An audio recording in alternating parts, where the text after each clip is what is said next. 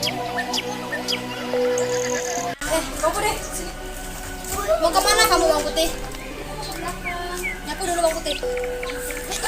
Semenjak ayah bawang putih meninggal, bawang merah pun bersikap semakin jahat kepada bawang putih. Setiap hari dia harus melayani semua kebutuhan bawang merah dan ibu tirinya.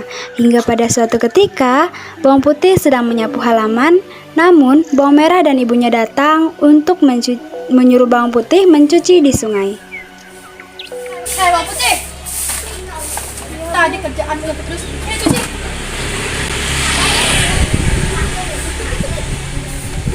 Lalu bawang putih pun pergi ke sungai sambil membawa cucian yang diberikan oleh ibu dan bawang merah.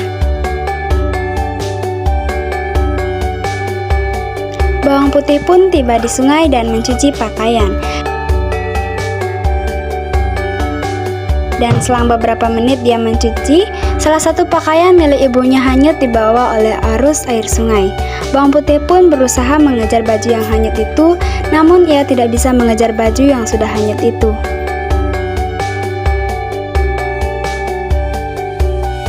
Aduh, baju ibu hanyut, gimana ini? Aduh, gimana ini? Baju ibu hanyut. Aduh, gimana? Bawang putih pun pulang dengan diselimuti oleh rasa takut karena tidak berhasil membawa pulang baju merah yang hanyut itu.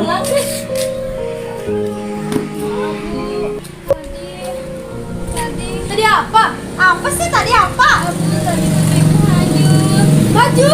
Baju yang mana? Aku nggak tahu baju ibu, baju kesayangan ibu. Pokoknya kamu harus cari baju itu sampai dapat. Kalau kau dapat, kamu gak boleh pulang. Iya bu.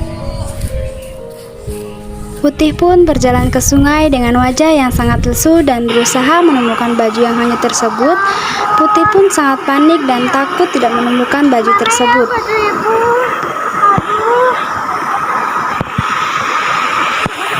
Suatu ketika ada seorang nenek yang sedang menyapu dekat sebuah got. Lalu bawang putih pun bertemu dengan nenek itu dan menghampiri nenek itu. Saya bawang putih nih, saya kesini ingin bertanya apakah nenek melihat baju saya yang hilang ya hanya di sungai. Jadi sebentar, silakan duduk. Baik nek.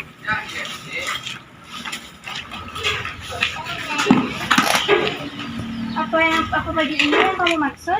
Iya benar nek, itu baju ibu saya. Nenek menemukannya di pinggir sungai. Nenek sangat menyukai baju ini. Jika ini milikmu, ya sudahlah. Tetapi dengan satu syarat, kamu harus tinggal di sini dan bersih-bersih dalam 1 minggu. Baik nek, saya terima.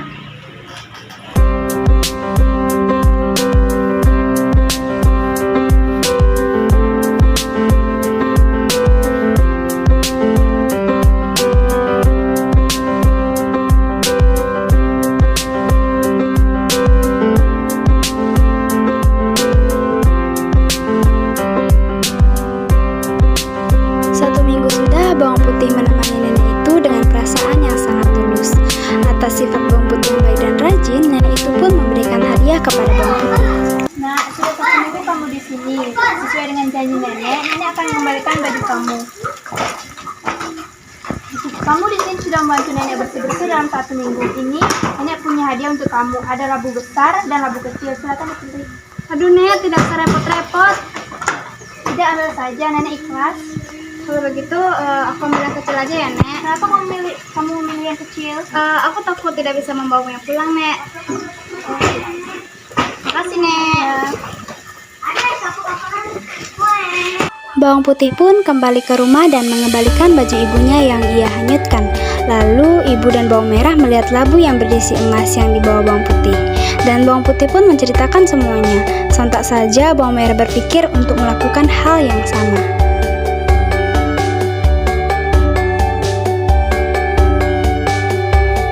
Keesokan harinya, bawang merah pun sengaja menghanyutkan bajunya ke sungai.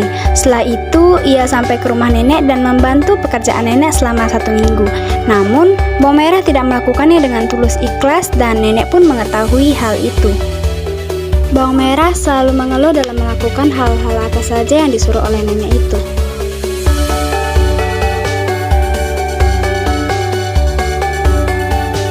Duh, tidak terasa nih udah 1 minggu tinggal sama nenek. Nenek nggak ingat sama janji-janji nenek? Ingat nak, ini nenek kembalikan baju ibumu.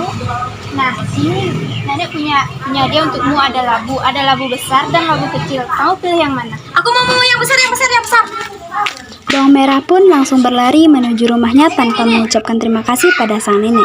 Dan sesampainya di rumah, bawang merah pun segera menemui ibunya dan dengan gembira memperlihatkan labu yang dibawanya. Mbok Randa dan bawang merah berteriak ketakutan saat membuka labu yang dibawa oleh bawang merah. Ternyata isi dalam labu itu adalah ular. Ular tersebut lalu menyerang bawang merah dan ibunya hingga tewas. Maka dapat dipetik sebuah pesan dari cerita ini adalah janganlah kita serakah dalam hidup ini dan selama kita masih diberikan kesempatan hidup, perbuatlah yang baik. Maka kita akan mendapatkan balasan yang baik pula. Sebab apa yang kau tabur itulah yang kau tuai.